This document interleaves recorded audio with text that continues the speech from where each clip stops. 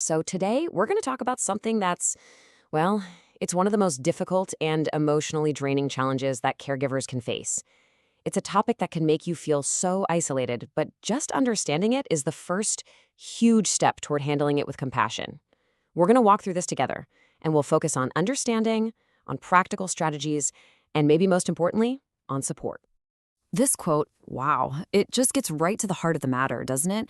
It comes from real experiences of caregivers, and it just perfectly captures that intense storm of feelings, feeling helpless, embarrassed, and just so anxious. It is such a heavy, heavy burden to carry, especially when you feel like you're carrying it all by yourself. So I just want to ask you right now, does this sound familiar? Does this resonate with you? If it does, please hear this. The single most important message you can take away today is that you are not alone in this, not even close. These behaviors, which are sometimes called inappropriate sexual behaviors or ISBs, are a known and, frankly, a pretty common symptom of dementia. And even though they are deeply, deeply troubling for families, the absolute first step is to recognize them for what they are, a symptom of the disease. Okay, let's dive into this, because to respond in the best way, we really have to understand the why behind it all. This isn't about the person you love choosing to act this way, it's about what's physically happening inside their brain. This right here, this is the most important shift in perspective you can possibly make. Let's be really clear. This behavior is not intentional. It is not a reflection of who they are deep down. It is a direct symptom of the disease, caused by actual damage to the brain. They are not doing this on purpose. The key medical term for this is disinhibition, and the easiest way to think about it is like this. All of our brains have a filter. You know, that little voice that stops you from saying or doing every single thing that pops into your head? Dementia damages that filter. It gets weak, it gets unreliable, and these inappropriate impulses just slip right through. And it's also so important to remember that the behavior might not even be about sex at all. It could be simple confusion. Maybe they mistake a caregiver for their spouse. It could be a really basic human need for comfort or intimacy or just a reassuring touch. Or it could be a sign of something totally different, like they're bored or they're uncomfortable. You know, someone taking off their clothes in public might just be trying to tell you that they're way too hot. So now that we have a better handle on the why, let's get practical.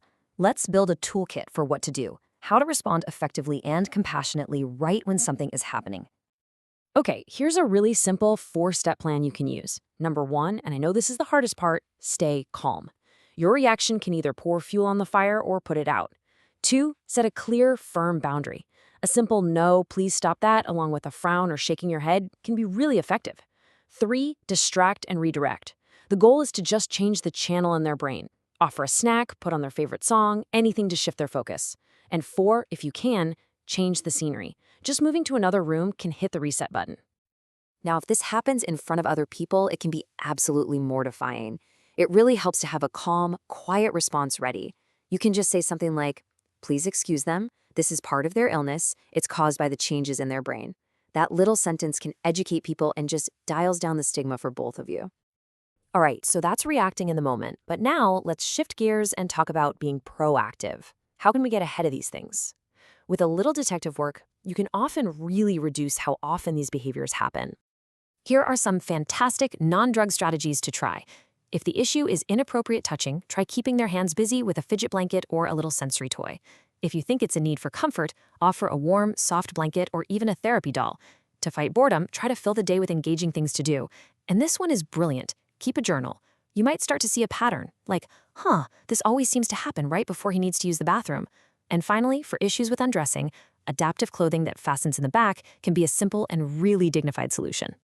And of course, if the behavior is new or it's happening a lot, it is always, always a good idea to check in with their doctor. They can help rule out other medical causes. A urinary tract infection, a UTI, for example, is a super common trigger for all kinds of sudden behavioral changes in people with dementia. And this brings us to something that is just so crucial. You cannot and you should not have to do this alone. I'm going to say that again. You shouldn't have to do this alone. Building a support system isn't a sign of weakness. It's an essential strategy for your own survival and well-being. So, who should be on your support team? Well, you'll want trusted family and friends that you can really be honest with. You need medical professionals for guidance. And, this is a big one, you need other caregivers, people who truly deeply get what you're going through. You know, because this topic is so sensitive, online support groups can be an absolute lifeline.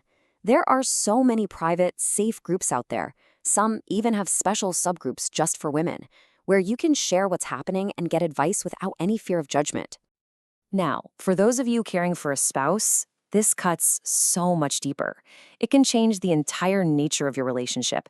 It's so important to find new ways to be intimate and close. You can reassure them with non-sexual affection, like holding hands or giving hugs. Things like just snuggling on the couch or dancing to an old song can fill that need for closeness. And please, hear me on this. It is absolutely okay to consider sleeping in separate rooms if that's what you need for your own peace of mind. I want to leave you with this really powerful thought. It says, your love is the anchor in this storm. This isn't a fight to be won, but a path to be walked with as much grace as you can muster. It's just a beautiful reminder that the goal here isn't to win or fix them, but to just navigate this path with compassion for them and for yourself. And that really leads to the final, most important question. The real challenge of caregiving is a dual one, isn't it? How do we protect the person we love, who is still in there behind the disease, while at the same time protecting our own hearts from the pain and the exhaustion of it all? Finding that balance, that is the truest act of love and care there is.